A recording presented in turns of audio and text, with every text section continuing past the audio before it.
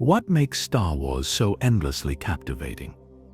Is it the lightsabers, the epic space battles, the ancient wisdom of the Jedi? Perhaps. But there's something deeper, something that reaches far beyond the surface. A feeling that pulls you in and refuses to let go. For some, it's nostalgia. For others, it's philosophy. But for many, it's the mystery, the unanswered questions, the shadows behind the stories, the things we were never told but always felt.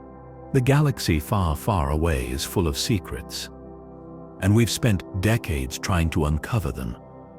We dig through scenes, we study lines of dialogue, we question motivations, and sometimes we find patterns, clues, connections, things that maybe weren't accidents at all. Fan theories are more than just speculation. They're stories within stories. They're pieces of the galaxy that feel almost real, and when crafted with care, they become a kind of hidden lore, a hidden path within the saga. Tonight, we'll follow those paths, slowly, gently, letting each theory take us deeper into the Force. You're here to relax, to listen, to drift, to lose yourself in the galaxy's most fascinating possibilities. Whether you're lying in bed or letting the sounds of Star Wars carry you off to sleep, you're in the right place. We won't rush. We won't jump to conclusions. We'll explore. We'll wonder. And maybe, just maybe, we'll discover something we never saw before. There are questions that have lingered since the beginning. Why did Obi-Wan really let Anakin live on Mustafar? Was Palpatine responsible for more than we thought? What if Jar Jar Binks wasn't who he said he was? What if he never was? What if the Force isn't what the Jedi believe it to be? These are the questions we'll gently unravel tonight, one at a time, theory by theory, like a puzzle, slowly clicking into place. And as we do, the galaxy will grow quieter, calmer, wider, like floating through hyperspace. At peace, surrounded by stars. So settle in. Let the hum of the Force guide your breathing. Let the story unfold at its own rhythm. You don't have to remember everything. You don't have to analyze. You're here to feel it, to experience it, and maybe to fall asleep with the galaxy on your mind. We'll begin with a fan favorite, one that seems silly at first, until you look a little closer, until the coincidences stop feeling like coincidences, until the idea becomes strangely possible. Could the clumsy Gungan fool have been hiding in plain sight all along? Is it possible that Jar Jar Binks was a Sith Lord? Let's begin. Jar Jar Binks. The name alone often draws a chuckle, or maybe a groan. For many fans, he's remembered as comic relief. The clumsy Gungan with a strange accent, an out-of-place character in a galaxy filled with warriors and mystics. But what if that was the point? What if the foolishness was only a mask? What if Jar Jar Binks wasn't a fool at all? The Darth Jar Jar theory is one of the most infamous fan theories in all of Star Wars. At first it seems absurd, a prank, a meme. But slowly, piece by piece, it starts to make sense. Let's begin where we first meet him, in The Phantom Menace. Jar Jar appears during the invasion of Naboo. He is exiled by his own people, clumsy, unwanted, accident-prone. Yet somehow, he ends up traveling with Jedi, Obi-Wan Kenobi, Qui-Gon Jinn. And not only does he survive, he thrives. He becomes a hero. But think about this. Jar Jar constantly stumbles into success, almost as if by design. During the battle on Naboo, he causes explosions by mistake, takes out tanks by tripping, evades blaster fire without even trying. What if these weren't accidents? What if he was using the Force the entire time? Sith Lords are masters of manipulation. They wear masks, figurative and literal. They deceive. They hide in plain sight. Think of Palpatine, a kind, aging senator who orchestrated a war and destroyed the Jedi from within. He fooled the entire galaxy. Why not Jar Jar? Why couldn't he do the same? In Attack of the Clones, Jar Jar does something that changes everything. He stands before the Galactic Senate and proposes emergency powers for Chancellor Palpatine. Let that sink in. This bumbling creature gives ultimate power to the most dangerous man in the galaxy. Without that speech, there is no Empire. There is no Darth Vader. There is no Order 66. One speech from a Gungan, and the galaxy changes forever. Was it truly an accident? Was Jar Jar just naive? Or was he following orders, executing a plan, a Sith plan? A plan hidden beneath layers of goofiness, a plan no one would ever suspect.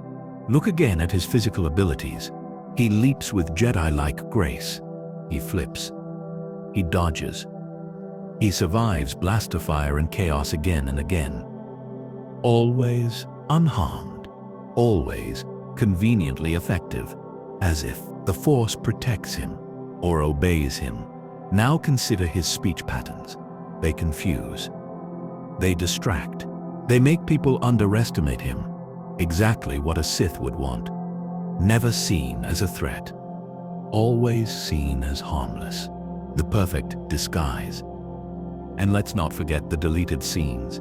The original script for Revenge of the Sith included more political scenes, including a moment where Jar Jar watches silently as Palpatine rises. He says nothing, but he's there, in the shadows, observing. Silent approval. Was he just a background character or a co-conspirator? Many believe George Lucas originally intended something more. Ahmed Best, the actor behind Jar Jar, once hinted that Jar Jar had a larger arc planned, something darker, something unfinished. But after backlash from fans, plans changed. Jar Jar faded. But what if the original truth still lingers beneath the surface? Even his body language suggests something strange.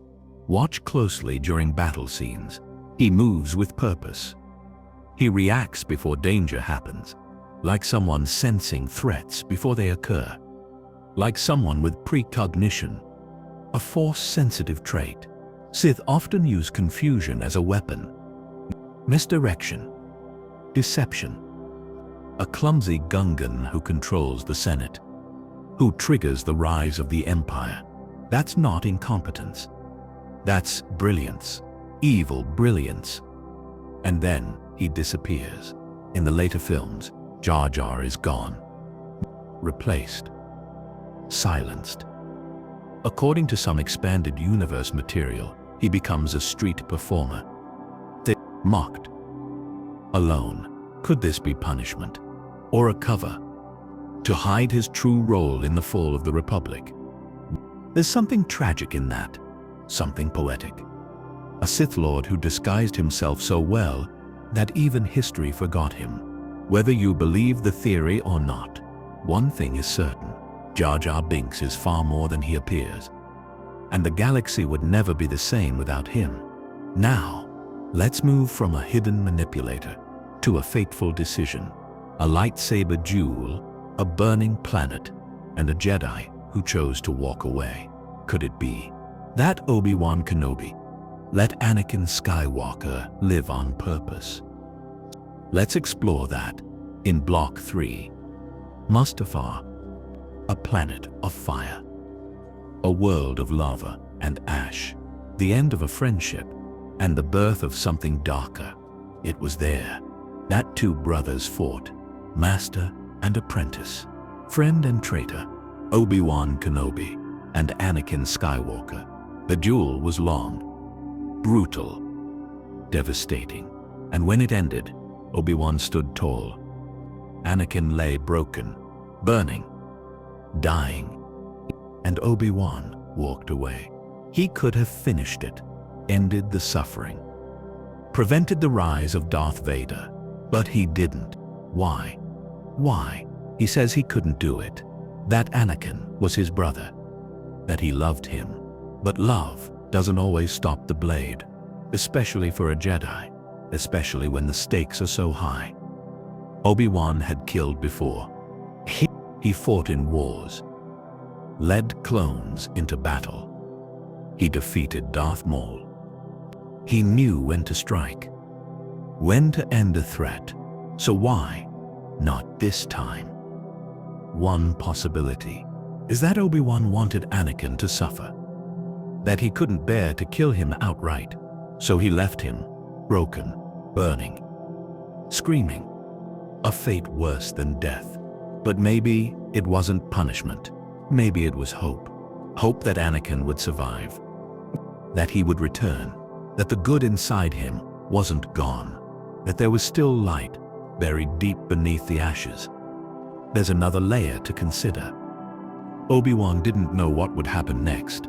He didn't know Palpatine was watching. He didn't know about the black suit, the breathing, the resurrection. But he did know how powerful Anakin was. He knew the prophecy, the chosen one, destined to bring balance to the Force. Maybe Obi-Wan believed the story wasn't over, that Anakin's fate wasn't sealed, that leaving him alive was part of the balance. The Jedi were wrong before, about many things. Perhaps Obi-Wan began to question their teachings, their dogma, their absolute view of light and dark. Maybe he saw that Anakin's fall was also their fault. By leaving him, he passed the responsibility to the Force, to destiny, to the will of something greater. And yet, there's a darker theory, a chilling possibility. What if Obi-Wan left Anakin alive, on purpose? To be a reminder, to be a symbol, to suffer as the monster he had become, to live with the consequences, to never escape what he did. Obi-Wan doesn't tell anyone the truth. Not at first. He tells Luke that Vader killed Anakin. He hides the connection. Why lie? Why hide that pain? Unless he felt guilt or shame, or both. There's also something strategic. If Obi-Wan believed Anakin would survive, he may have hoped Vader would expose Palpatine, or even destroy him. A Sith killing a Sith, the rule of two, turning on each other. He may have planted the seeds of betrayal from the beginning. The pain, the fire, the loss of Padme, all tools to push Anakin toward regret, toward redemption, toward saving Luke. One day, and when Obi-Wan returns in A New Hope, he faces Vader without hesitation, not as an enemy, but as someone who has accepted the outcome. He doesn't try to win. He becomes one with the Force. Peaceful, ready, because maybe he had already done his part. Set everything in motion, allowed Anakin's journey to unfold. As painful as it was, as tragic as it became. It led to Luke. It led to balance. It led to the end of the Sith. Was it mercy? Was it strategy? Was it love? Or was it all three? We may never know. But the silence on that volcanic shore still echoes through the galaxy. Anakin Skywalker was left to burn. And from that fire, Darth Vader was born. But what if there was more to Anakin's birth than we were ever told? What if he wasn't born of the Force at all, but created by the dark side itself? Let's go deeper, to a secret that lies at the very core of the Skywalker saga. Let's uncover the chilling possibility that Darth Sidious created Anakin Skywalker. Coming up next in Block 4. The story of Anakin Skywalker begins in mystery. On the desert planet of Tatooine, in a humble home, with a mother but no father. Shmi Skywalker says it clearly. There was no father. I carried him, I gave birth, I raised him. That's all she knows. That's all she tells the Jedi. Qui-Gon Jinn is stunned. He sees something in Anakin. Power. Potential. A Force signature unlike anything he's ever felt. He tests the boy and finds midi-chlorian levels higher than even Master Yoda, a child born without a father, impossibly strong in the Force. It echoes through myth and prophecy. The Chosen One, born of the Force itself, or so we were told. But what if Anakin wasn't created by the Force, but through it, by someone who knew how to bend it, twist it, corrupt it? Someone who sought to cheat death and found a path through creation. The theory is dark, but compelling. That Darth Sidious, or perhaps his master Darth Plagueis, manipulated the Force to create life, to create Anakin. It's not just speculation. There's evidence, clues scattered throughout canon. Hints in comics, lines in films, whispers in books. In Revenge of the Sith, Palpatine tells Anakin a story. The tragedy of Darth Plagueis the Wise, a Sith so powerful, he could influence the midi-chlorians to create life. It sounds like a bedtime story, a seduction. But what if it wasn't? What if it was confession? What if Palpatine wasn't just tempting Anakin, but revealing his origin? Years later, in the Darth Vader comic series, issue 25, there is a vision. Vader sees a shadowy figure standing behind Shmi, a cloaked hand outstretched, a dark presence manipulating her womb, a creation, an unnatural birth. That figure is Sidious, Palpatine, the puppet master, the father in shadow. Was it a vision, a metaphor, or was it the truth? Did Palpatine create Anakin? Was he the ultimate Sith experiment? If true, it means Anakin was born not as the Chosen One, but as a weapon, a tool of the dark side, designed to bring balance. By tipping the scales into chaos, it changes everything. The Jedi took him in, raised him, trained him, while the Sith watched and waited, knowing he was theirs from the start. The Jedi sensed something strange. Yoda warned against training him. Mace Windu didn't trust him. Even Obi-Wan struggled to guide him, because perhaps the darkness was baked in, written into his very cells. His destiny was shaped before he could speak. And Palpatine, always so close, always in his life. A mentor, a father figure, a whisper in the ear, because he already knew who Anakin truly was, because he made him. In the Sith Code, there is no room for coincidence, only purpose, only control. Everything is part of a design. Every war, every lie, every birth. And what better revenge than to take the Jedi's prophecy and twist it into a trap? Anakin was meant to destroy the Sith, but he became one. He was supposed to bring balance. But first, he brought ruin. Only at the very end did he return to the light. Only then did the prophecy fulfill itself. Perhaps unintentionally, or maybe that too was part of the plan. Some believe Darth Plagueis was still alive, watching from the shadows. Others believe Palpatine surpassed him, took what he learned, and went further. Created Anakin, engineered his fall, and ruled the galaxy with his creation at his side, until the creation turned and destroyed its maker. Whether myth or fact, the theory lingers, dark, uncomfortable, haunting. A secret born in the sands of Tatooine, under twin suns, in the mind of a boy who dreamed of freedom, but was born in chains. And if Palpatine truly made Anakin, then it raises one more chilling question. Was Padmé's death also part of his plan? Could the Dark Lord have stolen her life to give it to Vader? Let's dive into one of the most tragic and disturbing theories of all. Coming up next, in Block 5, Palpatine drained Padme's life force. Padme Amidala died of a broken heart. That's what the medical droid said. No physical reason for her death. She has lost the will to live. But something doesn't add up. She was young, healthy, surrounded by expert care. She had just given birth to twins, and she wanted to live. She told Obi-Wan, "There is good in him." She believed Anakin could be saved. She had hope, but she died anyway. Suddenly, mysteriously.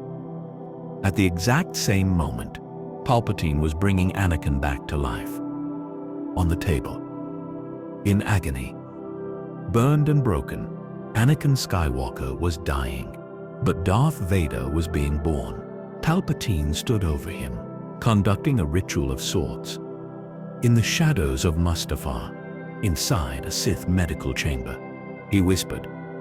He raised his hands, and somehow, Anakin lived. But what if he didn't just survive? What if he was kept alive by stealing life from someone else? There's a dark theory. It suggests that Palpatine drained Padme's life force. At that very moment, killing her to save Anakin. A Sith sacrifice, a forbidden act. Plagueis spoke of this power, the ability to cheat death, to manipulate midichlorians, to create or preserve life. It was the secret of the Sith, not taught, not shared, only mastered by one, and Palpatine learned it. Or perhaps he took it after murdering his master. In that moment, he may have reached across the Force, felt Padme's flickering flame, and snuffed it out, feeding her essence into Anakin, keeping his creation alive. The timing is chilling. Padme's life ends as Vader's begins, her final breath. As he takes his first breath, inside the armor, that mechanical inhale, so iconic, so haunting. It echoes with more than pain. It echoes with death. Palpatine smiles. He feels it. He knows. The final bond is broken. Anakin has nothing left. No love, no family. Only him. Only the dark side. If this theory is true, then Padme didn't just die. She was taken, drained. Her love weaponized. To keep the Sith's greatest tool alive. It's the perfect trap. Palpatine didn't just seduce Anakin. He crafted his fall, piece by piece, lie by lie, until the final piece was Padme's death. Even as Vader screams, "No," Palpatine smiles. Because he wants that pain. He needs it. Pain is power to a Sith. Loss is fuel. And now, Vader is fueled forever. It's a cruel irony. Anakin turned to the dark side to save Padme, but that very turn killed her. Or worse, fed her to him.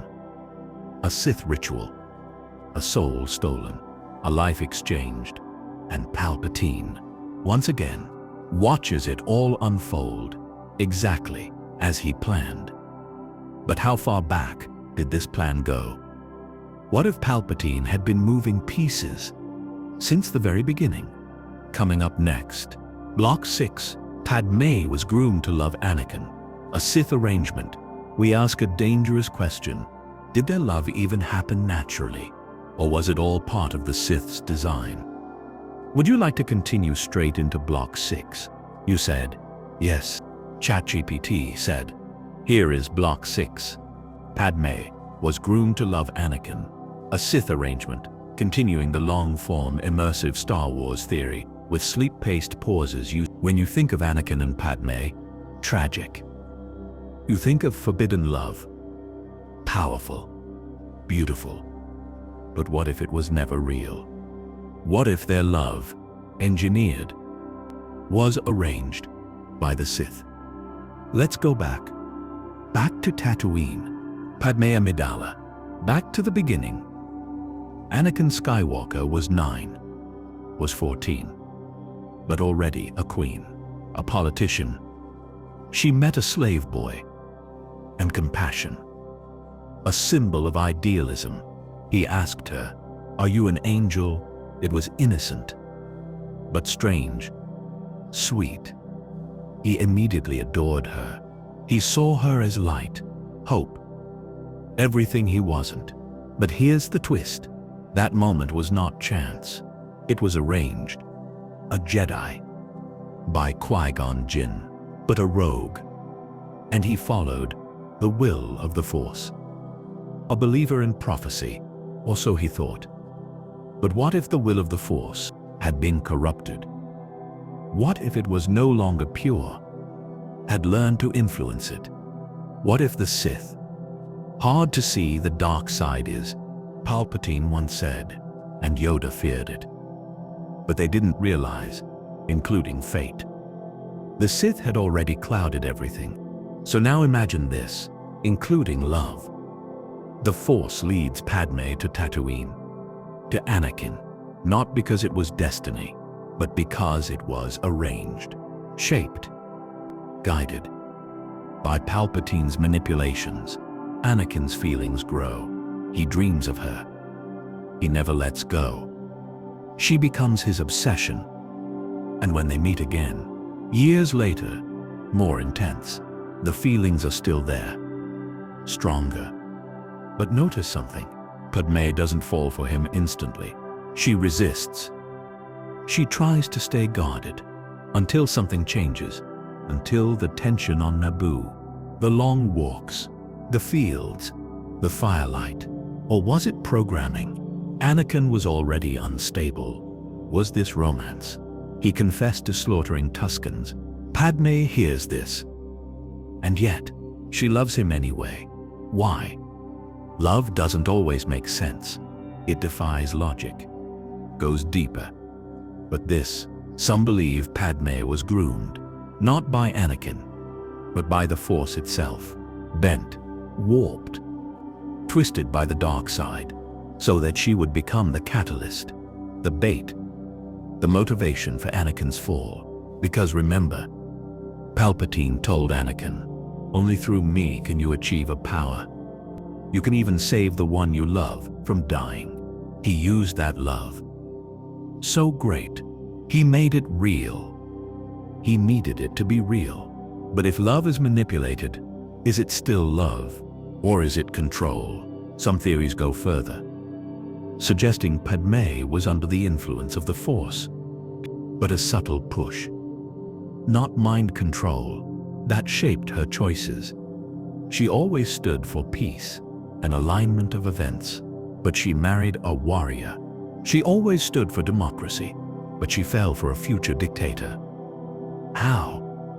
Unless, why? The Sith had planned it. All of it. From the moment she met him, her life, to the moment she died, was a thread, woven into the Sith's tapestry, to fear. A design that led Anakin to anger, and finally, to hate, to suffering. Their love was never theirs. Coming up next, it belonged to the dark side. Block 7. Naboo was always a Sith target, the hidden agenda. On one small, peaceful world, was Naboo just a backdrop? Why did so much of Palpatine's plan begin? Or a key piece of the Sith grand design? Naboo seems unimportant, a peaceful world. At first glance, lush, quiet, unthreatening, is the perfect place for war to begin. But peace, the world of Queen Amidala. Naboo is where the Star Wars saga truly starts. It's the stage for the Phantom Menace, of hidden lakes and rolling meadows, of Gungans, a paradise. But if you look closer, it's more than that. It's a pivot point, a pressure valve, a hidden tool in a much larger design. Palpatine was born on Naboo. That alone is not coincidence. He used his homeworld to mask his identity, to rise to power unseen. To most, he was just Senator Palpatine. A kind man, a political voice, a representative of peace. Darth Sidious was moving pieces, but beneath that face, why choose Naboo? Why begin there? Because it was small, quiet, overlooked, but symbolically powerful. It had a monarchy. It had young, idealistic leaders, and it was desirable. It had peaceful people, an easy world to justify invading. The Trade Federation's blockade, a perfect spark for a manufactured crisis, seemed like a business dispute, but it was much more. It was the test. In a Sith game that spanned decades, the first move, and Padme, righteous, a teenage queen, bold. He used her image. She was a perfect symbol. Palpatine knew the galaxy would rally to her, her innocence, her resolve to fuel chaos. Remember this, it was her vote of no confidence that removed Chancellor Valorum into the highest office and placed Palpatine. It wasn't by accident, it was the plan. He needed Naboo to fall, but not completely, just enough to stir the Senate, to cause fear, to make him look like the answer. The galaxy moved, and it worked. And the Sith stepped forward. But Naboo wasn't finished. It remained at the heart of Palpatine's empire. He never destroyed it. Why? Even as he destroyed worlds like Alderaan, he protected it, because Naboo was sacred to him. Not because of beauty, but because of power. The place where his mask was forged. It was the root of his rise, and where the Republic truly began to fall. There's another piece to this. Naboo is tied to the Force in strange ways. It produced Padme. It's where Jar Jar Binks emerged. It produced Palpatine. And if certain theories are true, Jar Jar may have been more than he appeared. The planet itself may have been steeped in the dark side, like a wound in the Force. Subtle, hidden, or a doorway, because it was always his. What if Palpatine chose Naboo? What if the darkness was already there? Long before the blockade, long before the Jedi arrived, and he simply brought it to the surface. It's poetic that such a beautiful world can bloom anywhere. It shows that darkness could give rise to such evil. Peace is the illusion, even in the most peaceful places. And maybe that was Palpatine's lesson all along. And from Naboo, control is the truth. He controlled everything. Block 8, Mace Windu survived and went into hiding. Coming up next, what if the Jedi Master wasn't killed by Palpatine? What if he lived, broken but alive, and watched the galaxy fall? From the shadows, the fall of Mace Windu is one of the most shocking moments in all of Star Wars. One moment, he's defeating the Sith Lord, lightsaber blazing, focused, ferocious.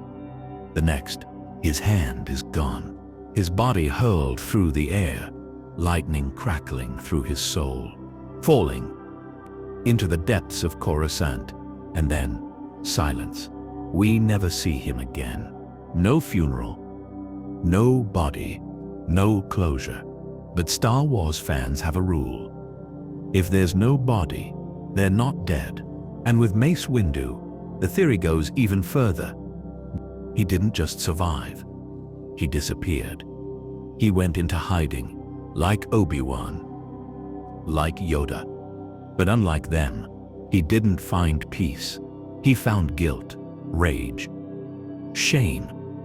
Because Windu blamed himself for everything. He was the one who didn't trust Anakin. He was the one who pushed too hard, who underestimated Palpatine, who walked into that office ready to end the Sith, and failed. The last thing he saw was Anakin turning on him, his betrayal, his choice. That moment broke everything. So imagine that Mace Windu survived the fall, weakened, burned, scarred, but alive, using the Force to slow his descent, to crash through a speeder, to land on a rooftop, barely breathing. Then he disappears, goes underground, leaves Coruscant, or sinks into its deepest levels, hiding in the shadows. Not because he fears the Empire, but because he fears himself. Windu was always a different kind of Jedi. He walked the line between light and dark. He created Vapad, a lightsaber form that flirted with darkness, feeding off the opponent's rage. Channeling it, he was powerful, but dangerous. The dangerous. He knew what the dark side could do because he had tasted it. So what happens when that man loses everything? When the Republic falls? When his order is destroyed? Does he break? Or does he evolve? Some believe Mace Windu survived and watched the rise of the Empire from the shadows. Too ashamed to fight, too powerful to risk being found. There are whispers that he wandered the galaxy, a broken warrior, one eye blinded, one arm gone, wearing tattered robes, living among the forgotten.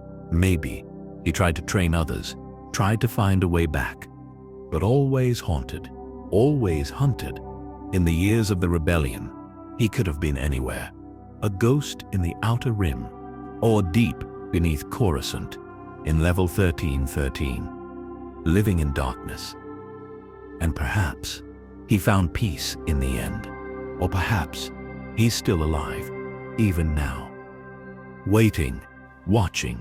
Some fans believe he might return one day to confront the next generation, to face Luke or Ahsoka, to pass on what he knows. Or maybe he chose silence because he knew that his voice had once helped shatter everything. Mace Windu's story is far from over. Even if he never returns, his legacy is everywhere, in the fight, in the Force, in the choices we make. Coming up next, Block 9. Count Dooku thought he was the Chosen One, a Jedi turned Sith, but not for power, for belief. Could Count Dooku have thought he was the one, destined to bring balance to the Force? Count Dooku was once a Jedi Master, respected, wise, powerful. He trained many Padawans. Among them was Qui-Gon Jinn, a rebel, a seeker. But Dooku left the Jedi Order, disillusioned, frustrated.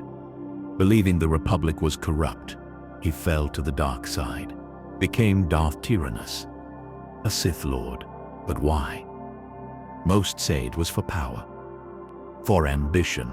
Some say it was for revenge, against the Order that rejected him. But there's another theory, one much deeper. Count Dooku believed he was the Chosen One, the one to bring balance to the Force. Not Anakin, not Luke, but him. He saw the Jedi as failing, blind, weak.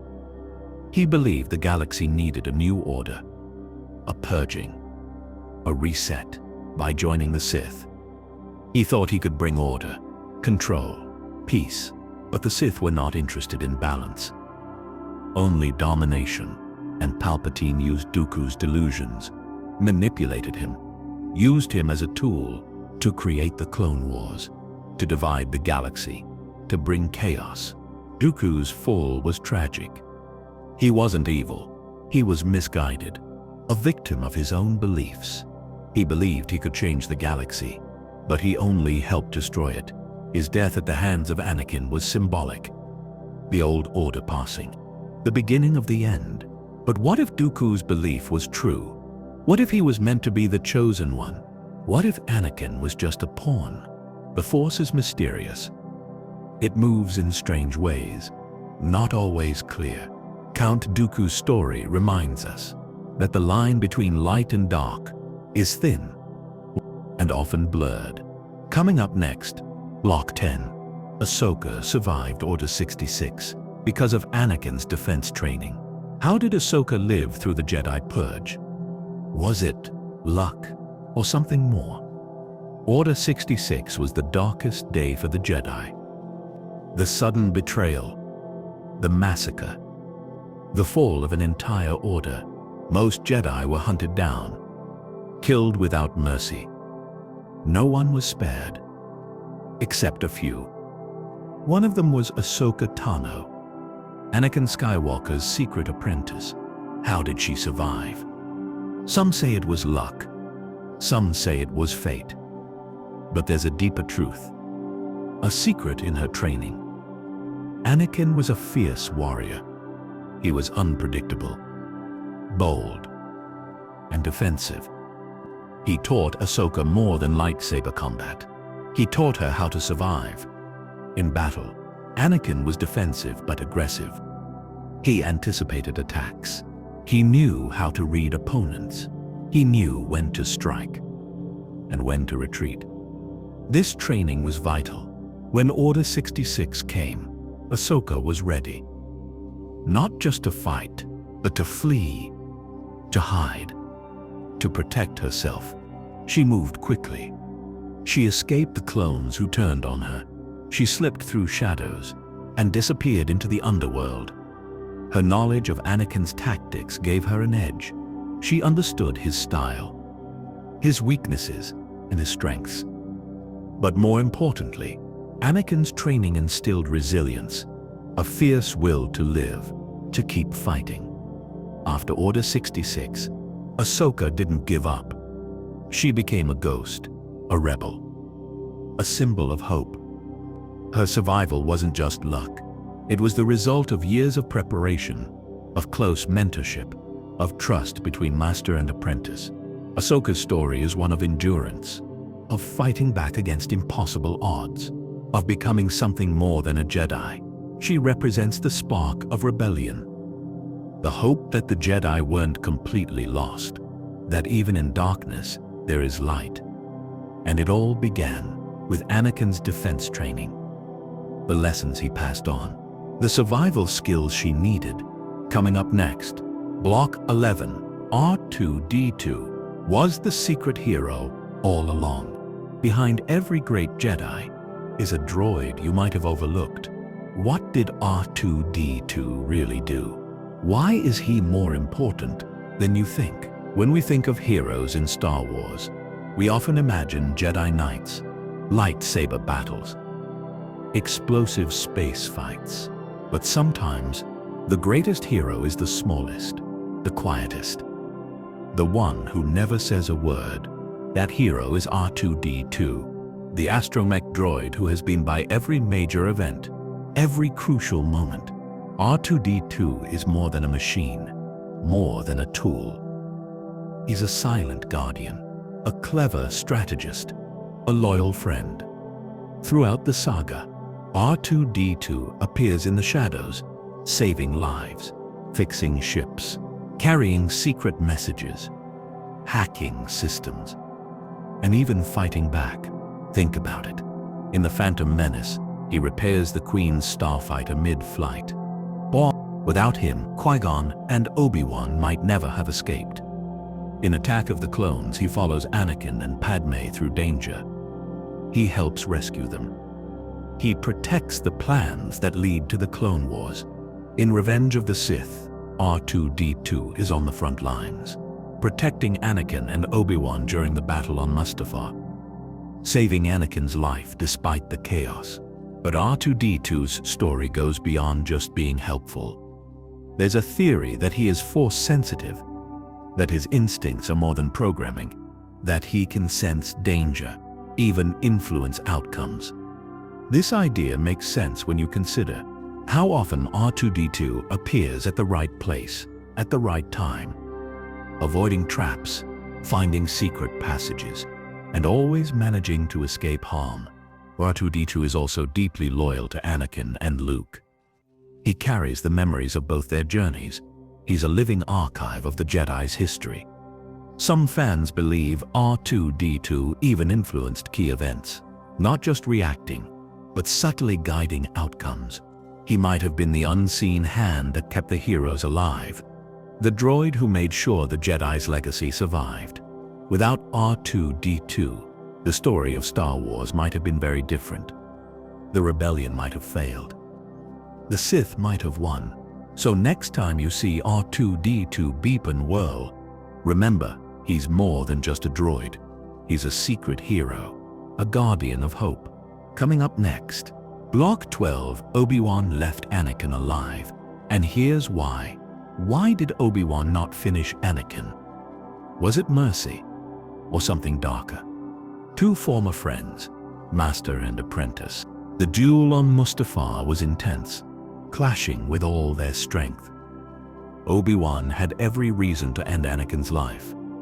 Anakin had become Darth Vader, a threat to the galaxy, a Sith. But when the battle ended, burned and broken on the lava banks, why? Obi-Wan chose to leave Anakin alive, a Jedi refusal to kill a fallen brother. Some say it was mercy, a hope that Anakin could be redeemed. Others say it was regret. Obi-Wan still loved Anakin, saw the boy he trained beneath the monster he fought. Obi-Wan left Anakin alive. But there's a deeper theory, one that changes everything, or perhaps by a higher purpose, because he was ordered to, by the Force. That Anakin was part of a greater plan. The Force moves in mysterious ways. Some believe that Obi-Wan sensed that Anakin's story wasn't over.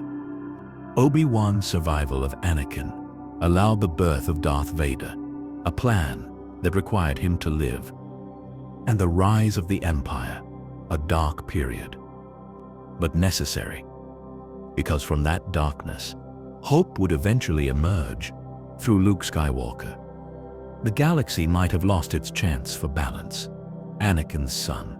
If Obi-Wan had killed Anakin, the prophecy might have failed.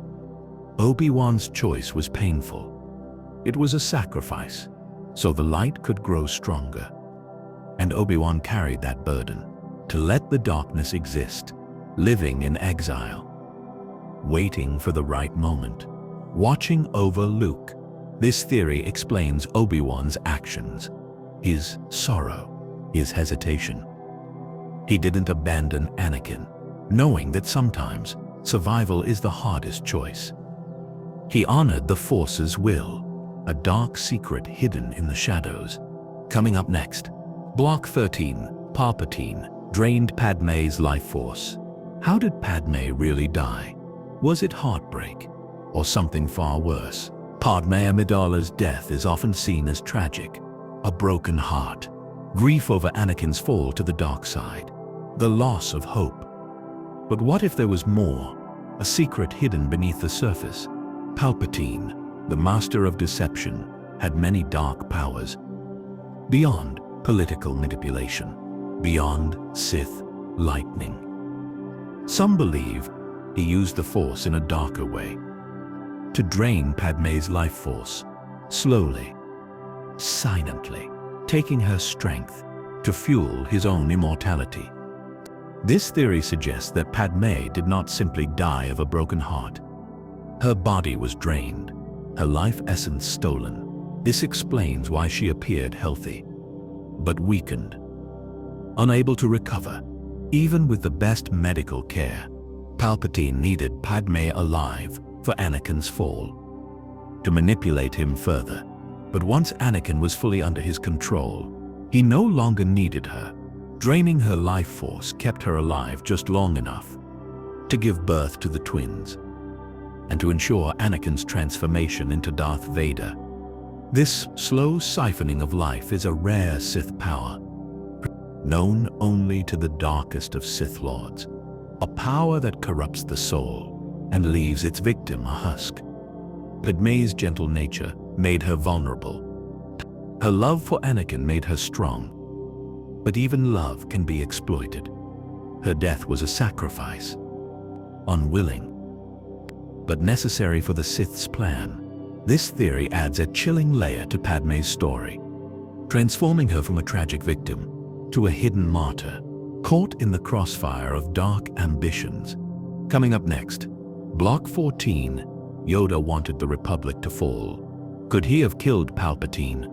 A surprising theory about the wise Jedi Master. Did Yoda want the Republic to fall? And was Palpatine's survival a choice? Yoda is the symbol of wisdom, the voice of calm, the embodiment of the light side of the Force. He's a master of patience, a guardian of peace, and a leader of the Jedi Order. But beneath this image, there is a surprising theory, one that challenges everything we believe about him. Some fans speculate that Yoda wanted the Republic to fall, that the collapse of the Republic was part of his plan. Why would Yoda want this? Because the Republic was flawed, corrupt, weak, incapable of stopping the Sith's rise. Yoda understood this. He saw the rot beneath the surface, the Jedi's own failures, their blindness to the Sith's true power. So some believe Yoda let the Republic fall, allowed the Empire to rise, because it was necessary, a reset, a chance for the galaxy to rebuild from ashes, stronger, more aware. And what about Palpatine? Could Yoda have killed him? The answer seems to be yes. In their duel in the Senate chamber, Yoda fights with all his might, but he doesn't finish the Sith Lord. He chooses to retreat. Was it because he was outmatched, or was it a deliberate choice? Some say Yoda saw the bigger picture, that killing Palpatine then would only lead to more chaos, more war. That Palpatine's survival was part of the Force's will, a test, a challenge. Yoda's retreat allowed the Empire to fully rise, and the Jedi to go into hiding, a dark time, but a time for growth. This theory paints Yoda not just as a warrior, but as a strategist, a guardian of balance, willing to let the galaxy burn for the chance of a brighter future. Coming up next, Block 15, Stormtroopers miss on purpose. Why they don't always hit their target. Have you ever wondered why Stormtroopers are so famously inaccurate? What if it's all part of the plan? Stormtroopers are infamous, known across the galaxy for their poor aim, their constant missing shots. In every battle, they spray blaster bolts wildly, yet somehow, main characters always escape. But what if it's not incompetence? What if Stormtroopers intentionally miss?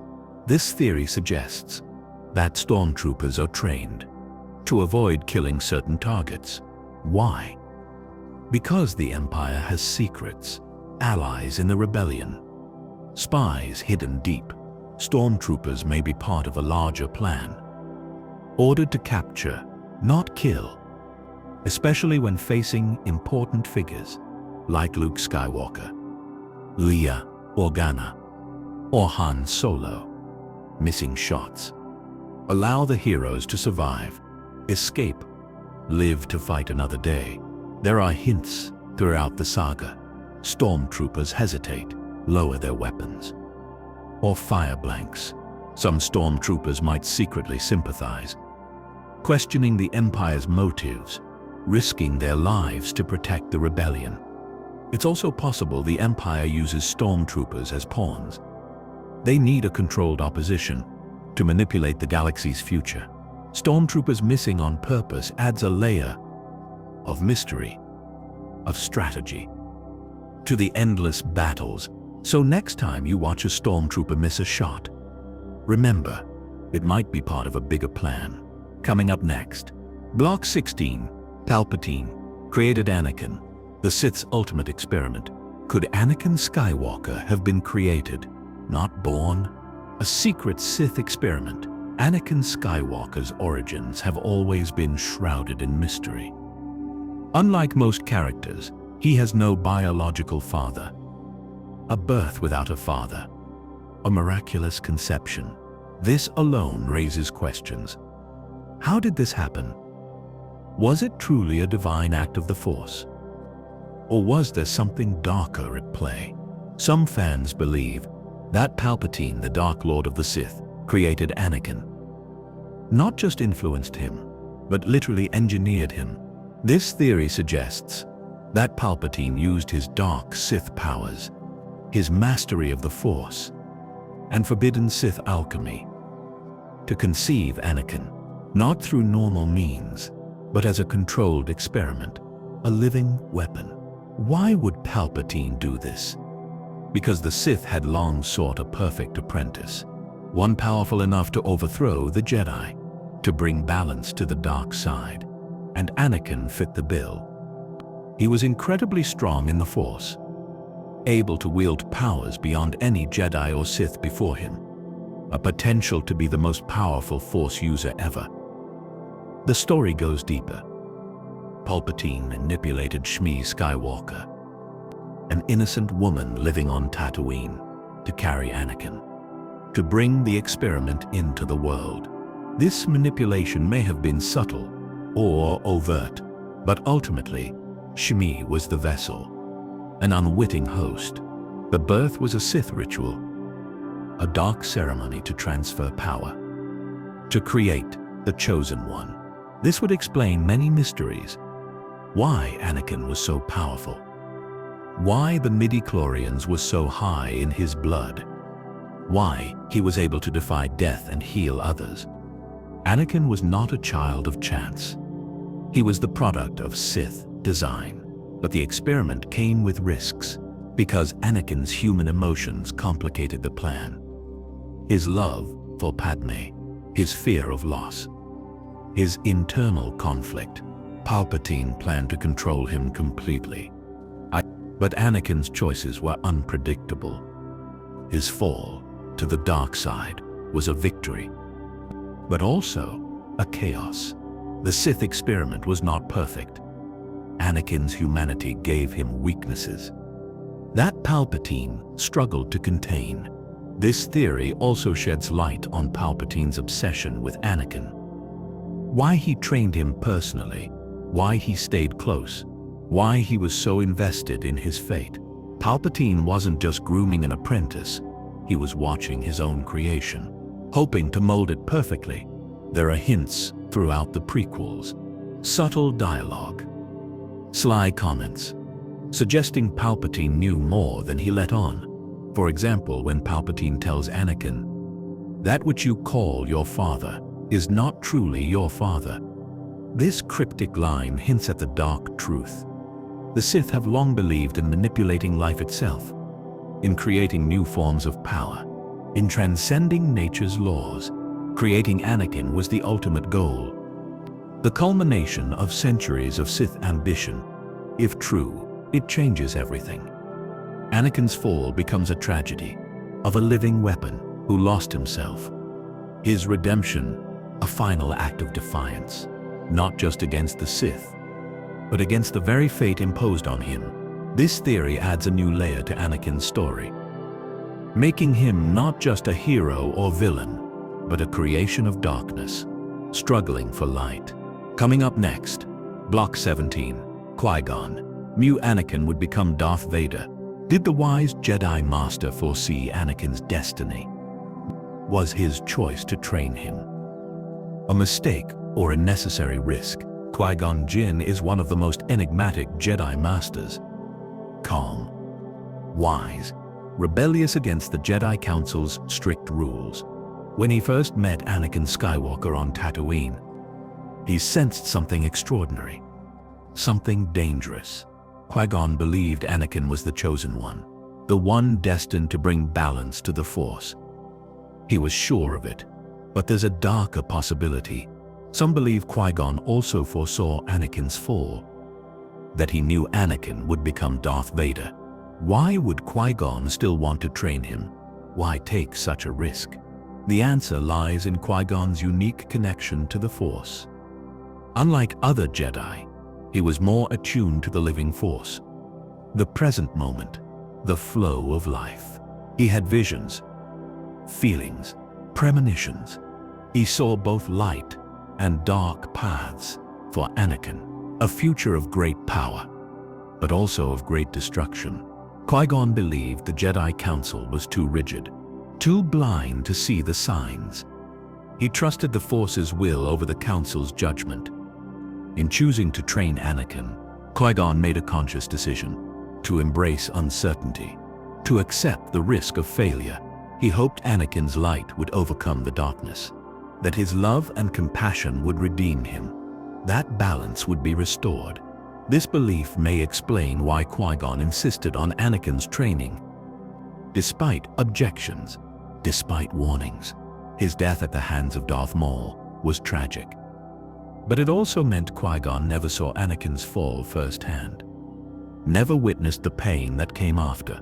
Before he died, Qui-Gon passed on secret knowledge, the ability to communicate with the living Force after death, a power that would later help Obi-Wan and Yoda guide Luke Skywalker. This legacy suggests Qui-Gon wanted to prepare others for the challenges Anakin's destiny would bring. Some fans interpret Qui-Gon's choice as a test, an acceptance that the Force needed balance through both light and dark. If Qui-Gon truly knew Anakin's future, then his faith in the boy was not naive. It was a deep understanding of fate, of sacrifice. This theory adds complexity to Qui-Gon's character, making him not just a mentor, but a guardian of destiny.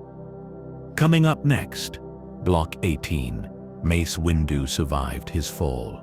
What really happened after Mace Windu was thrown out the window? Is there a chance he survived? What would that mean for the galaxy? Mace Windu was one of the most powerful Jedi Masters of his time, a leader of the Jedi Council, a warrior unmatched in combat skills, feared even by the Sith. His confrontation with Palpatine was legendary. He stood against the Dark Lord, fought fiercely, almost defeated him. But then came the betrayal, Anakin Skywalker's arrival. The moment that changed everything. Palpatine struck back, using his deadly Sith lightning. Windu was overwhelmed, thrown out of the high window of the Chancellor's office. The fall seemed fatal, his fate sealed. But here's the question. Did Mace Windu truly die that day, or did he survive? Some fans believe he survived the fall, using a combination of his skill, the Force, and sheer willpower. Windu was no ordinary Jedi. He was a master of Vapad, a lightsaber form that channels inner darkness, a technique that few can master without falling to the dark side. This mastery gave him an edge, a resilience beyond normal Jedi. The height of the fall was great, but not necessarily fatal. There were ways to soften the landing, using the Force to slow the descent. To protect the body, Windu's physical conditioning was exceptional, his survival instincts keen. After falling, it's theorized, Windu managed to escape the Sith's attention, fled into the shadows, became a hidden force for justice. This theory is supported by a few hints. In the Clone Wars and Rebels animated series, characters resembling Windu appear mysteriously, figures in the background, whispers of a powerful Jedi in hiding.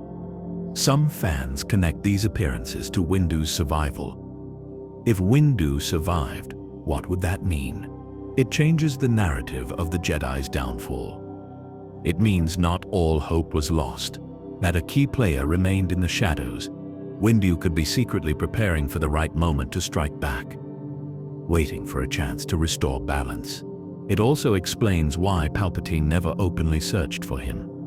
Perhaps Palpatine feared Windu's return, knew the threat he posed. Survival would mean that the Jedi Order was never fully extinguished. A silent guardian, still watching. This theory adds depth to Windu's character. Not just a fallen hero, but a survivor. A mystery waiting to unfold. Coming up next, Block 19. Count Dooku thought he was the chosen one. What if the Sith Lord believed he was the true balance, his own path to power and destiny? Count Dooku, also known as Darth Tyrannus, was once a Jedi Master. Respected, powerful, and wise, but disillusioned with the Jedi Order. He left, seeking a new path, one that could bring true change to the galaxy. Unlike many who simply turned to the dark side for power, Dooku believed deeply in his cause. He thought the Jedi were weak, corrupt, blinded by outdated traditions.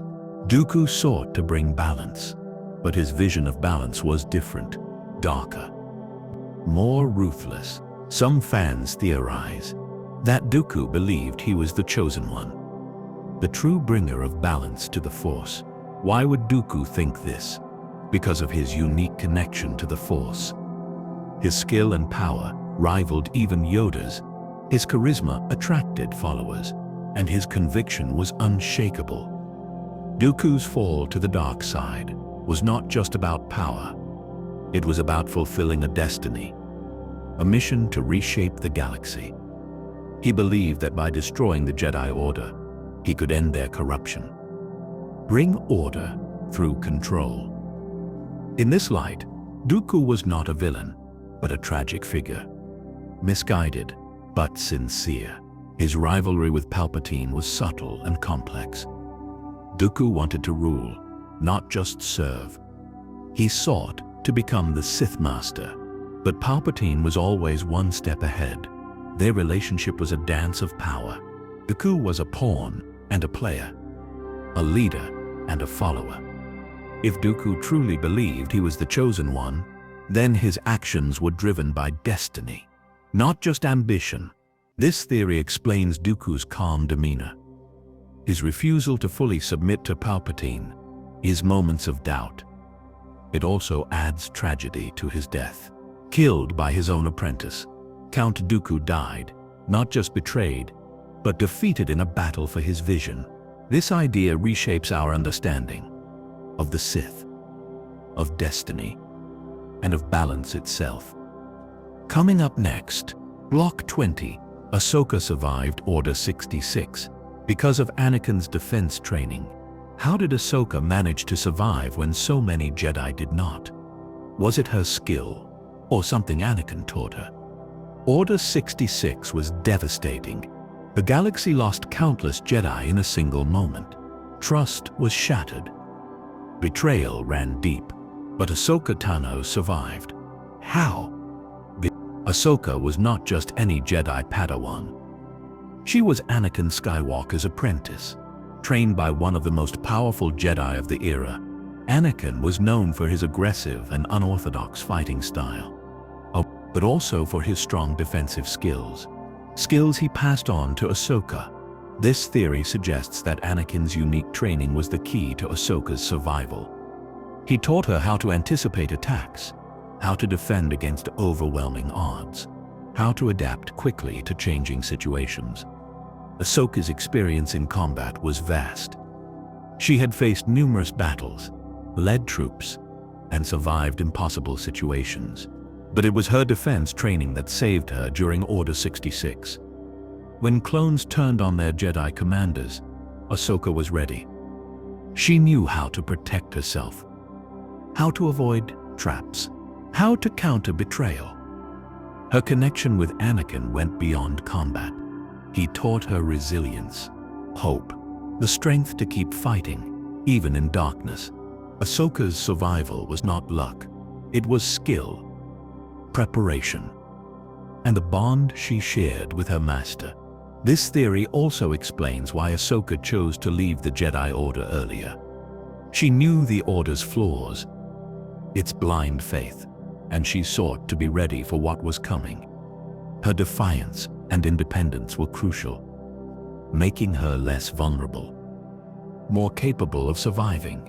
Ahsoka's journey after Order 66 is a testament to her training. She became a silent guardian, fighting for justice outside the Jedi Order, a beacon of hope in a dark time. Her story intertwines with the galaxy's fate, and it all began with Anakin's teachings. Darth Maul, the Zebrak warrior from Dathomir, the red and black phantom of menace. He arrived in the galaxy like a shadow, silent, swift, deadly, Most fans remember him for his striking appearance, his double-bladed lightsaber, his ferocity in battle, and his apparent death at the hands of Obi-Wan Kenobi. But Maul's story didn't end there. Not even close. Maul returned from the dead, fueled by rage, broken, but alive. He clawed his way back into galactic relevance. And now a question arises. A theory that lingers in the silence between the stars. What if Darth Maul was meant to be the true key to balancing the Force? Not Anakin, not Luke, not Rey, but Maul, a warrior raised in darkness, tempered by pain, and ultimately abandoned by the Sith he served. Let's begin at the very beginning. Darth Maul was not a typical Sith apprentice. He was raised in secret, trained from infancy by Darth Sidious. He knew only one purpose: to kill Jedi. But Sidious never truly saw Maul as the chosen one. He was a weapon, a blade to be used, then discarded. When Maul fell in battle on Naboo, Sidious moved on. To Count Dooku, to Anakin. The Sith always move on, but Maul survived. Not through the Sith code, not through guidance from a master, but through sheer willpower. He rebuilt himself. Piece by piece, a shattered mind, a body fused with cybernetics, but still Maul. In the Clone Wars, Maul rose again. He built a criminal empire, took Mandalore, fought Jedi, fought Sith, fought everyone. But Maul never sought to rule the galaxy like Sidious. He wanted revenge, he wanted purpose, and deep down, he wanted balance. Maul's unique perspective is crucial. He experienced both light and dark. He was raised in hate, yet formed deep connections. With his brother Savage Opress, with Mother Talzin, even with Ezra Bridger, there were moments, brief but real, where Maul showed something Sith rarely show: empathy, loneliness, regret, and that might be the true path to balance. What if the Force was never meant to be separated into light and dark? What if balance comes from those who've tasted both, survived both, transcended both? Think of Bendu, the Force being who claimed to be the one in the middle. Not Jedi, not Sith, just balance. Maul lived that truth, not by choice, but by experience. He was forged in fire, betrayed, resurrected, alone. And yet he continued. In Star Wars Rebels, Maul's final act is not one of conquest. It is one of release. He confronts Obi-Wan again, but not with the same rage. There is tiredness in him, an understanding. He asks Obi-Wan a question. Is he the chosen one? Referring to Luke. But the deeper meaning of that question is revealing. Maul is still trying to understand his place in the prophecy. Even at the end, he's not seeking power, he's seeking peace. His death is poetic, gentle. He dies in the arms of his enemy. Not with hate, but with hope, and that is balance. This theory suggests that the Force intended Maul to be the catalyst. Not the final answer, but the one who shakes the system, breaks the Sith mold, challenges the Jedi. By refusing to die, by refusing to submit, Maul became something more, a shadow in the middle. Let's go deeper. Maul's connection to Dathomir and the Night Sisters is unique. They practiced dark magic, a Force tradition outside Jedi and Sith. A third path. Mother Talzin was a powerful Force user. Some believed she could rival Sidious. Her powers were not rooted in domination, but in balance, life, death, transformation. Maul inherited that legacy. A warrior of darkness, but not of destruction. A survivor, a bridge. The Jedi couldn't see it. The Sith wouldn't allow it. But Maul kept walking. Through pain, through fire, through exile. He built the foundations of resistance, helped destabilize the Empire's rise, challenged Sidious' vision. And even in defeat, he planted seeds. Ezra Bridger's future was changed because of Maul. Ahsoka's path crossed his. Obi-Wan grew because of him. Maul was a test for them all. A mirror. A warning. A message from the Force. Balance does not come from purity. It comes from experience, from failure, from growth. Maul lived that cycle again and again. He died broken, but also complete. Now, imagine, what if the Jedi had seen him not as an enemy, but as a fallen soul worth saving? What if they had tried? What if Maul had turned, not to revenge, but to redemption? Would that have been true balance? In the end, Maul was never the monster. He was the symptom of a galaxy that refused to bend. He was the Force's scream, raw, pained, unheard, until now. This theory challenges everything we think we know. What if the Chosen One prophecy wasn't about destroying the Sith? What if it was about understanding them, not forgiving them, not joining them, but learning from them, integrating what they represent, and healing the wound between light and dark? That wound has a name, and its name is Maul. Truth is a day. Breathe. Let your thoughts settle. The stars are still. The galaxy sleeps. Maul's journey is over, but the questions he leaves behind remain. Perhaps balance was never about prophecy, never about destiny, but about understanding pain, facing it, enduring it, and choosing not to pass it on.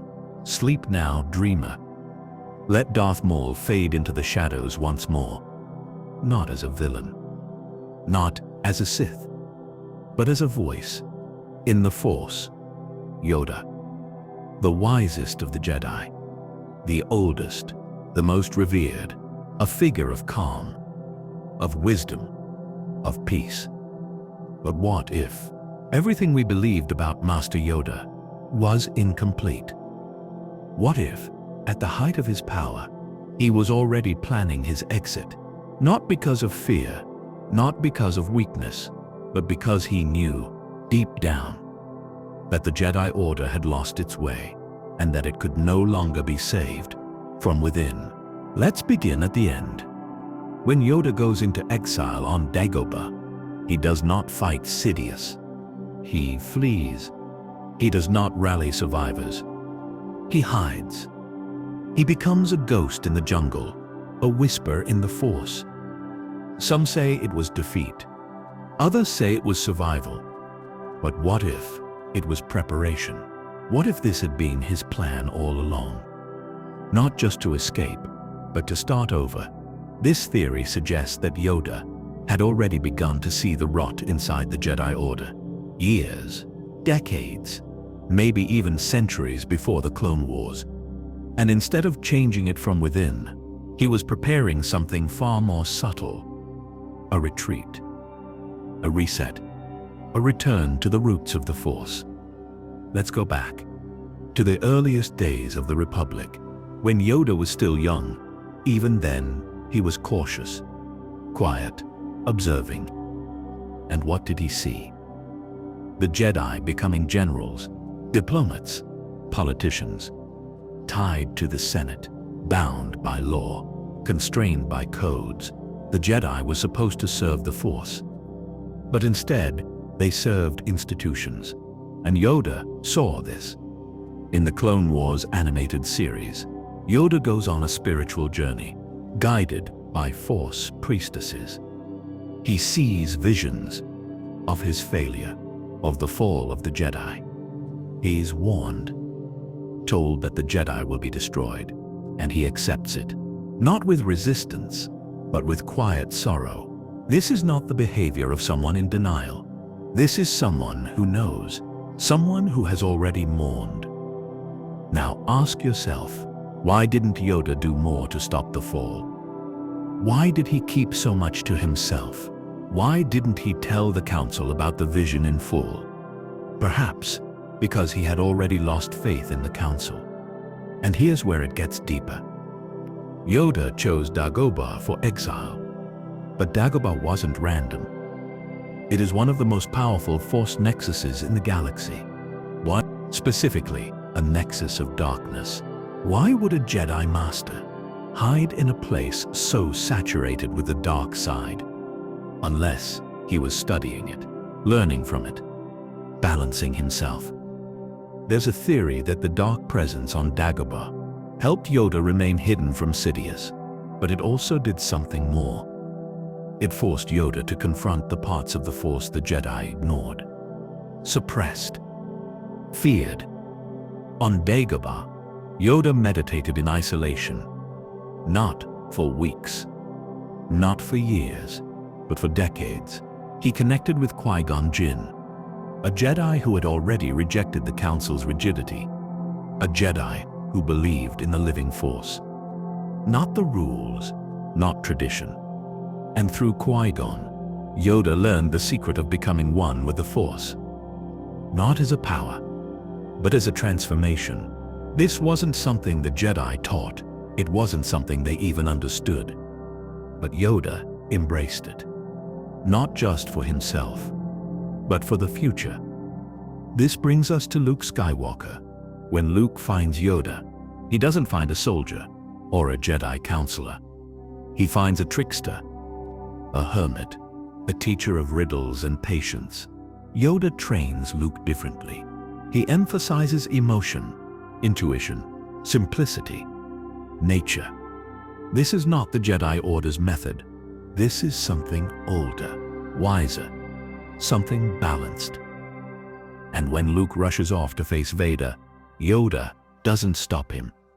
He warns him. But he doesn't forbid it. Yoda has learned. He knows that control is not the path. That choice is necessary, even if it leads to failure. This is growth. This is evolution.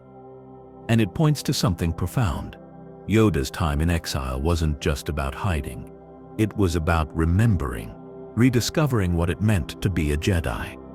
Before the dogma, before the wars, before the temples and bureaucracy, Yoda was preparing for something else. A new beginning. Through Luke, through Leia, through the future. But here's where the theory goes even deeper.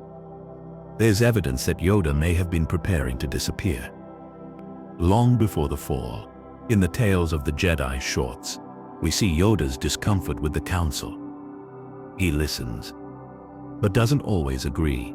He senses fear in others, arrogance, and he doesn't dismiss it. He watches, waits, because Yoda understands something most of the Council doesn't, that the Force is not static. It breathes, it moves, it changes, and to survive, the Jedi must change too. Yoda wasn't planning to save the old order. He was planning to outlive it, to let it fall, so that something new could rise. And maybe that's why he failed to stop Sidious. Not because he wasn't strong enough, but because, deep down, he knew the time for fighting was over. The time for rebirth had begun. Yoda's exile is not a retreat. It is an incubation, a meditation, a chrysalis. And from that quiet place, he plants the seeds of the future, patiently, silently, until the time is right. Dole, breathe slowly. Let your mind drift like a leaf through the Dagobah mist. Yoda is still, waiting, guiding. Not as a warrior, not as a master, but as a whisper in the Force. A gentle current that flows forward toward balance. Perhaps the true chosen one is not a person, but an idea, a legacy of lessons passed down quietly from one dreamer to another. Sleep now and dream with Yoda in the shadows of the swamp, where old wisdom waits and the Force breathes. We all know what the Death Star was: a space station, a superweapon, a moon-sized engine of terror. It destroyed Alderaan. It shook the galaxy. It symbolized the cruelty of the Empire. But what if it was more than that? What if the Death Star was never just a weapon? What if it was a Sith temple in disguise? A monument, a channel, a vessel of dark energy, built not only to destroy planets, but to reshape the Force itself. This theory may sound bold, but the clues are there, hidden, layered beneath the surface, in plain sight. Let's begin with the structure itself. The Death Star is round, spherical, not unlike ancient Sith artifacts. Holocrons, temples, worlds reshaped by the dark side. The Sith believed in symmetry, in ritual, in focus. The sphere is a sacred shape, infinite, balanced, power contained perfectly. It wasn't built for function alone. It was built for symbolism. Palpatine was not a man who wasted symbols. He understood myth, archetype, the ancient stories, the power of fear, not just as control, but as a ritual force. The Death Star was more than intimidation. It was worship, a temple of terror. Let's go deeper. There is a legend that long before the Death Star, the Sith Lords of old created floating temples in space, orbiting nexuses of power constructed from kyber, from obsidian, from forgotten metals, all tuned to the dark side. The Death Star contains a massive kyber crystal, one large enough to power a beam that destroys planets. But kyber crystals are alive.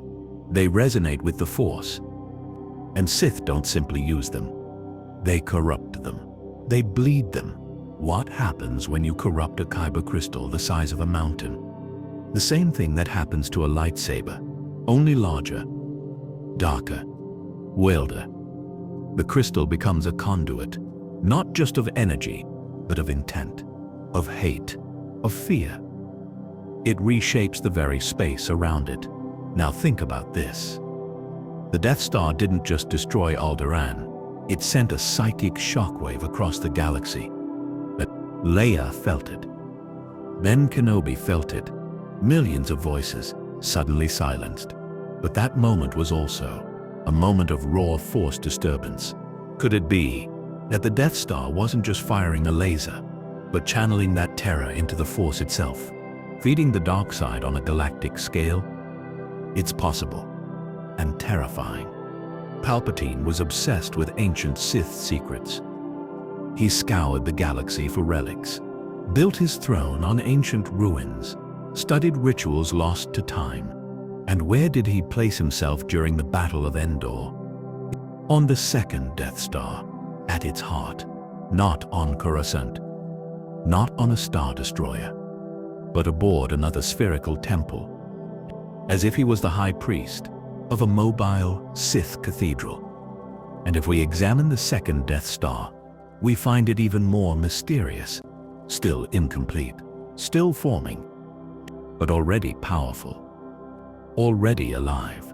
Did you ever wonder why Palpatine wanted Luke to strike him down in anger, to complete his journey to the dark side?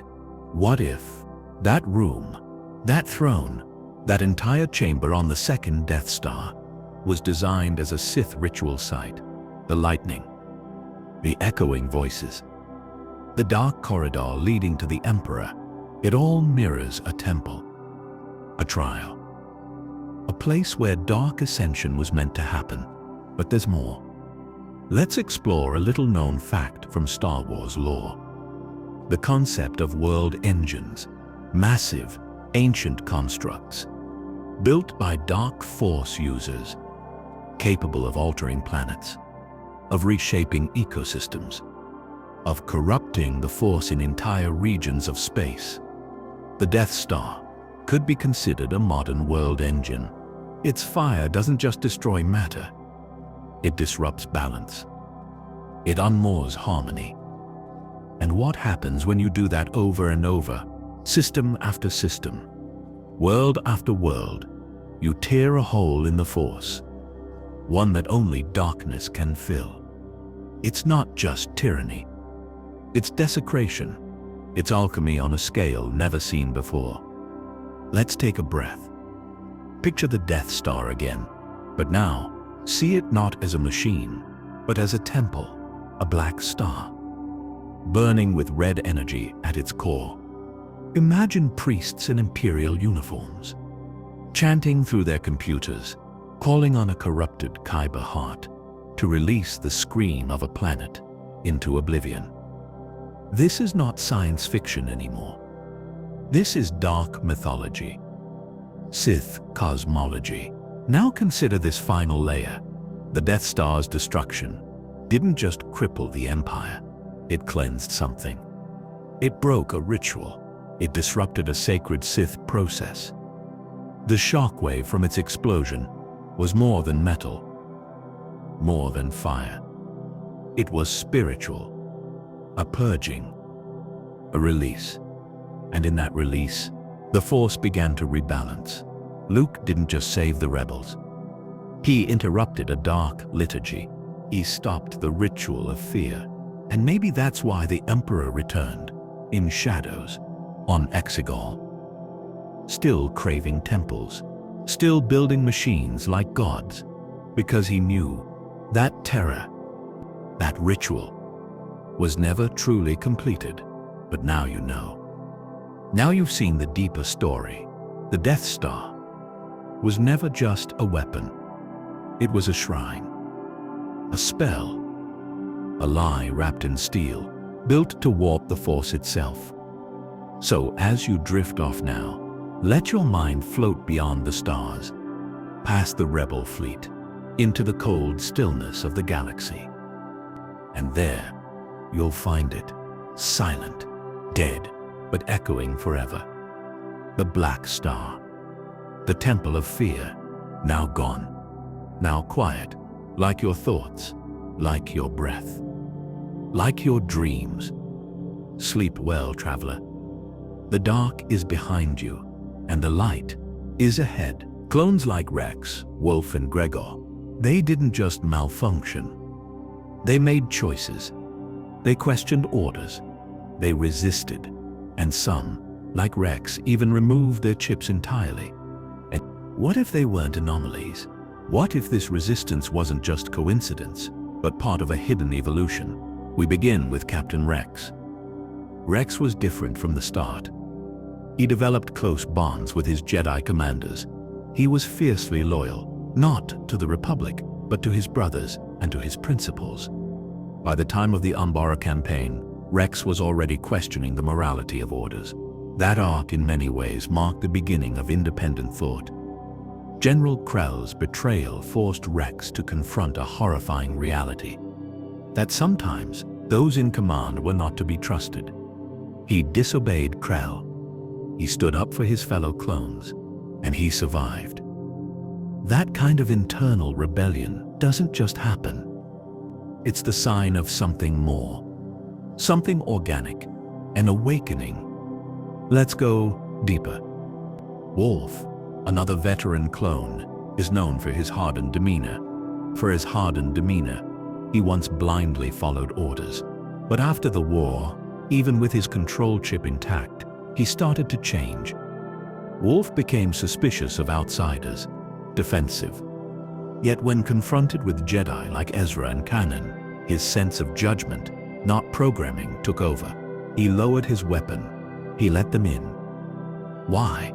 Because somewhere beneath the chip, beneath the conditioning, something else remained. Something human. Gregor's story is even more unusual. Believed dead during the Clone Wars, he re-emerged later, damaged, disoriented, and free. He was unpredictable, erratic, yet loyal and brave. He died fighting against tyranny, not because he was ordered to, but because he chose to. So we ask again, how many more were like them? How many clones post-war began to question their reality? How many removed their chips or overcame them through sheer willpower? What if the Empire knew. What if that's why the clones were phased out so quickly? Not because they aged too fast, not because they were inferior, but because they were waking up, and that made them dangerous. The Empire needed soldiers who would never question orders, who would never remember the Jedi as heroes, who would never feel guilt. So, stormtroopers were born. Conscripts. Volunteers. Imperfect and undertrained, but obedient. Still, some clones remained. Some stayed silent. They buried their doubts, hid their memories, played the part. Because they knew the truth, and they chose to protect each other, in secret. In shadows, they shared looks, whispers, quiet moments of defiance. This was not mass rebellion. It was something else. A quiet revolution. What if, after Order 66, small groups of clones helped surviving Jedi escape? What if they falsified reports, missed their shots on purpose? What if the mysterious disappearances weren't the work of rebels, but of rogue clones? This idea leads us to a darker question. What became of them? The ones who disobeyed? Were they hunted by Vader? Silenced by the ISB? Or did they vanish into exile, waiting for the galaxy to remember them? We may never know. But the evidence is there, in the Clone Wars, in Rebels, in the Bad Batch. Clones aren't droids. They're people. And people change. They learn. They choose.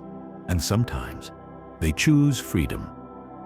Even if no one ever knows, even if they die forgotten, their legacy is not one of blind loyalty.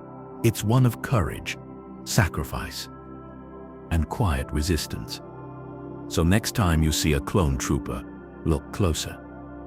Behind the helmet, behind the voice, might be a soul who once said no and meant it. The Jedi Temple on Coruscant, a towering monument, a beacon of peace, of learning, of the light side, or so we were told. But what if it wasn't? What if the very foundation of the Jedi Order was built on darkness? What if the Jedi Temple itself sat atop a hidden Sith shrine? And even worse, what if the Jedi knew? This theory is not just speculation. It's rooted in ancient lore, found in the Star Wars Tarkin novel, Darth Vader comics, and whispers in canon. In those pages we learn a truth that shakes everything. The Jedi Temple was indeed constructed atop an ancient Sith shrine, one of dark power and mysterious influence. But the question remains, why? And how did that decision shape everything that followed? Let's go back thousands of years. Back to a time when the Sith were not extinct, but thriving. Before Bane's rule of two, before Coruscant became the jewel of the Republic. There, hidden beneath the surface of the bustling capital, was a Sith shrine, a sacred place, a nexus of dark side energy. Sith lords would come to meditate, commune, and draw strength. It was a focal point of power, concentrated hatred, fear, and will, and then the Jedi took it. According to ancient records, the Jedi discovered the shrine during their ascension on Coruscant. Rather than destroy it, they built over it, they sealed it, and constructed their temple directly on top. A symbolic gesture, perhaps, light triumphing over dark, or maybe a tragic mistake. Because the energy never went away, it pulsed, it whispered, it influenced, slowly, silently.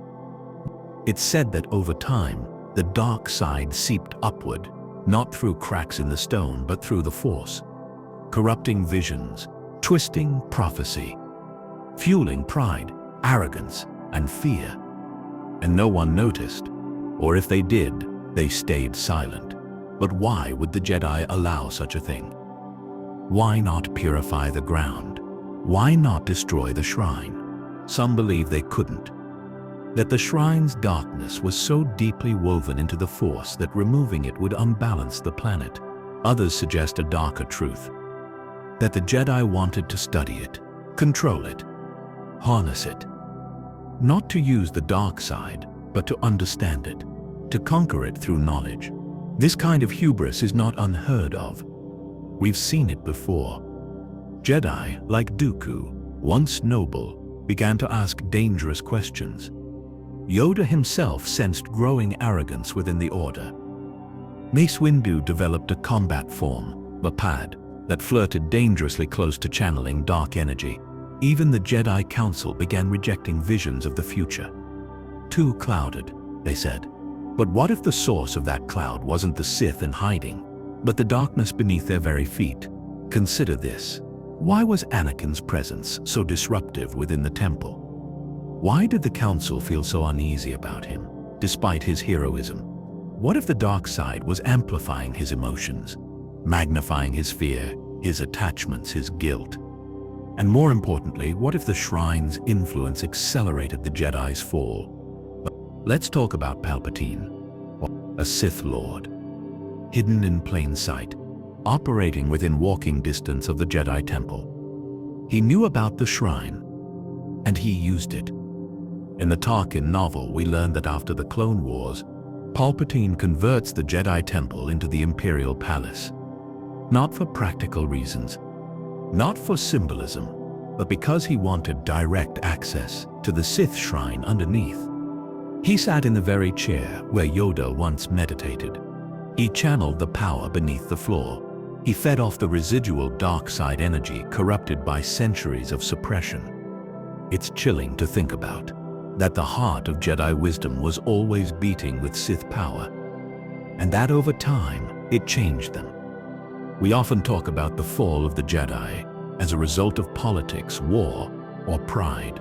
But what if their very location poisoned them from within? A slow drip of darkness, not enough to notice, just enough to break them. The Force is a current, and locations matter.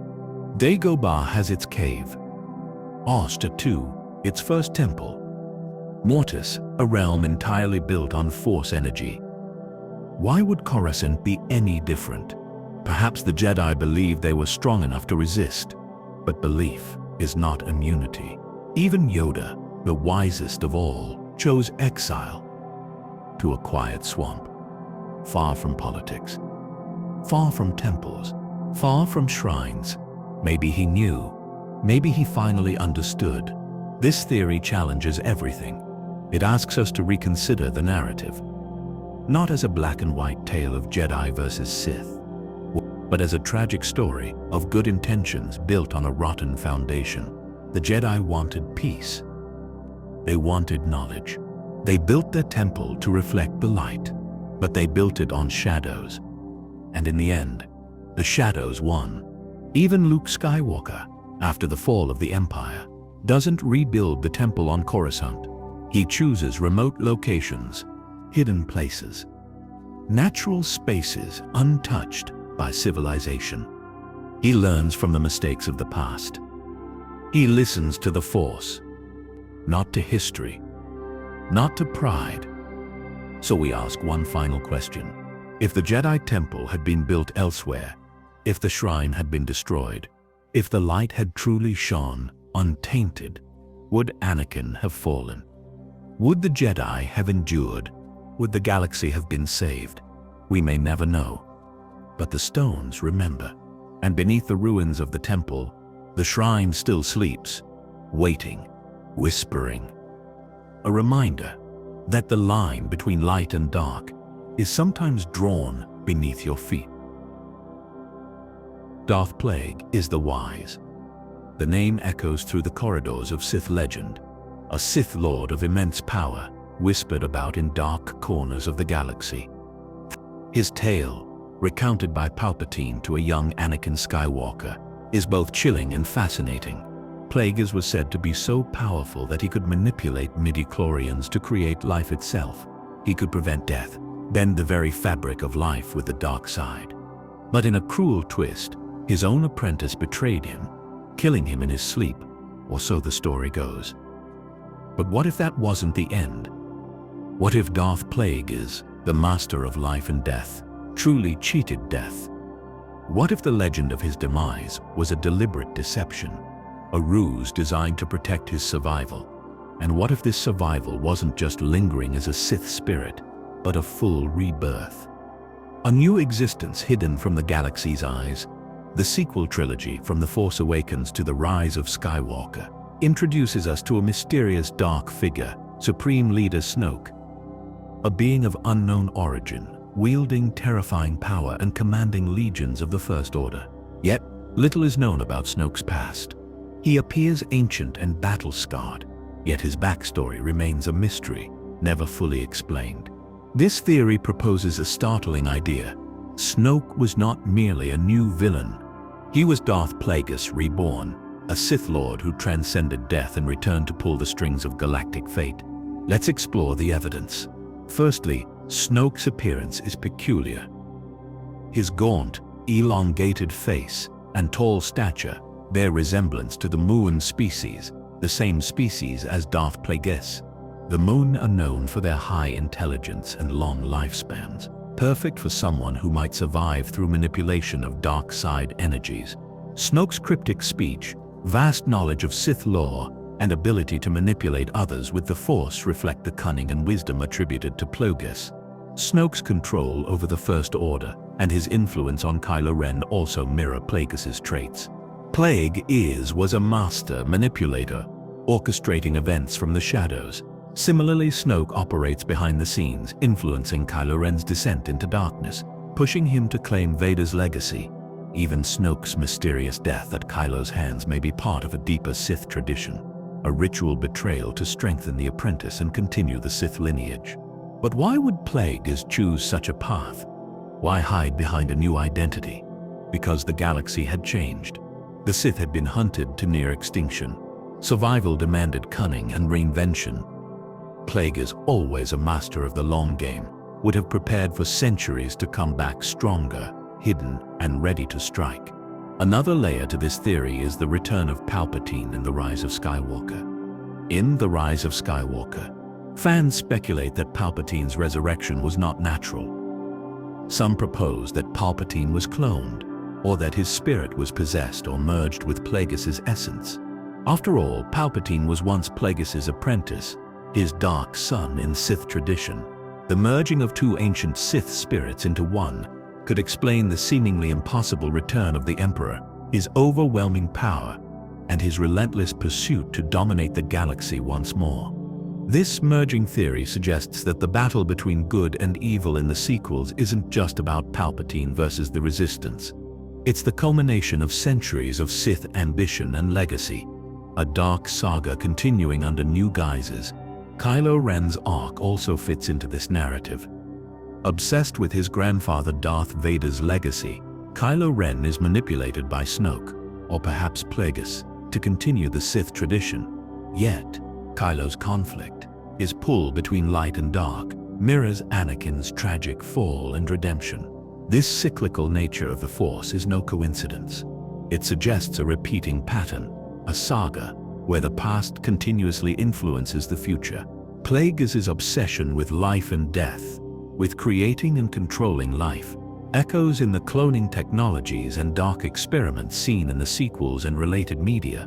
From Snoke's unnatural creation, implied to be a product of Sith science or cloning, to the resurfacing of Palpatine, the theme of life manipulated by dark forces is prevalent. The Sith were never just warriors. They were scientists of the dark, philosophers of fear and power. Plagueis embodies this as the ultimate Sith experimenter, blurring the line between life and death. His survival through rebirth, hidden as Snoke, would mean the Sith legacy endured beyond what the galaxy ever imagined. It would mean the sequels are the final act in a Sith play centuries in the making. But this theory raises questions. If Snoke is Plagueis, why did Palpatine return? Is Palpatine truly dead? Or did Plagueis' essence hide inside him, resurrecting through Palpatine's clone body? Some fans speculate Palpatine's return was an ancient Sith plan. Perhaps Plagueis' spirit took refuge inside Palpatine's clone to escape death, a dark fusion of master and apprentice. Together, they embody the ultimate dark side power. The Sith's rule of two, master and apprentice, is complicated here. If Plague Is and Palpatine have merged, that rule may have evolved into something darker, more entwined. Or perhaps Kylo Ren's betrayal of Snoke represents a breaking of this chain, ushering in a new Sith era. This dark lineage impacts the entire sequel trilogy, recontextualizing the struggle between Rey and Kylo. Rey's mysterious heritage, part Jedi, part Palpatine, is another thread in this dark tapestry. Is she the light to Plague Is' dark? A counterbalance born from the dark side's manipulations. All of this suggests the sequel trilogy isn't a fresh start. It's a continuation of ancient Sith legacies, Sith experiments, and battles for ultimate control over the Force itself. Darth Plague Is' story, once thought to be a cautionary myth, might be the greatest secret of all. A secret that shaped the past, haunted the present, and may yet shape the future of the galaxy. And in the shadows of the sequels, the wise Sith Lord waits, patient, powerful, ready to reclaim his throne in the endless dance of light and dark. When Luke Skywalker ignited his green lightsaber for the first time in Return of the Jedi, the moment was quiet, almost spiritual. There was something different about it. Not just the color, the tone, the hue, the power. Fans have debated its origin for decades.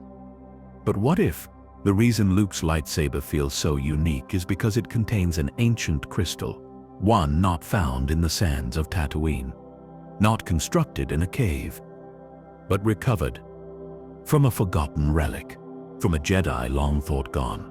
This theory proposes something extraordinary. Luke's green lightsaber contains the Kyber crystal of Qui-Gon Jinn. Let's begin with what we know. In the deleted scenes from Return of the Jedi, Luke is shown constructing his green lightsaber in a cave, but the details are sparse. We don't see where he gets the crystal. He doesn't harvest it himself. And yet, he has one, a rare green crystal, perfectly attuned to the Force. Now let's look at Obi-Wan. Before dying, Obi-Wan lived in seclusion on Tatooine. Among his meager possessions was a box. We never see what's in it, but novelizations and canon-adjacent material suggest it contained Jedi relics, old lightsabers, holocrons, Kyber crystals. So the question becomes, what would Obi-Wan keep with him in exile? What relic would he protect, no matter what? What legacy would he pass to Luke? Qui-Gon Jinn's lightsaber. Destroyed in battle? Perhaps not. The hilt may have been lost after his duel with Darth Maul, but not the crystal. Jedi tradition holds that Kyber crystals are reclaimed when possible, too sacred to be left behind. This theory suggests Obi-Wan retrieved Qui-Gon's crystal after the duel. He kept it safe for decades, waiting for the moment when a new Jedi, one connected by blood to both legacy and prophecy, would need it. And that Jedi was Luke. When Luke begins training in earnest, he builds a new saber. But instead of finding a crystal, he uses one already in his possession. A gift left by Obi-Wan. Qui-Gon's crystal. The implications are massive.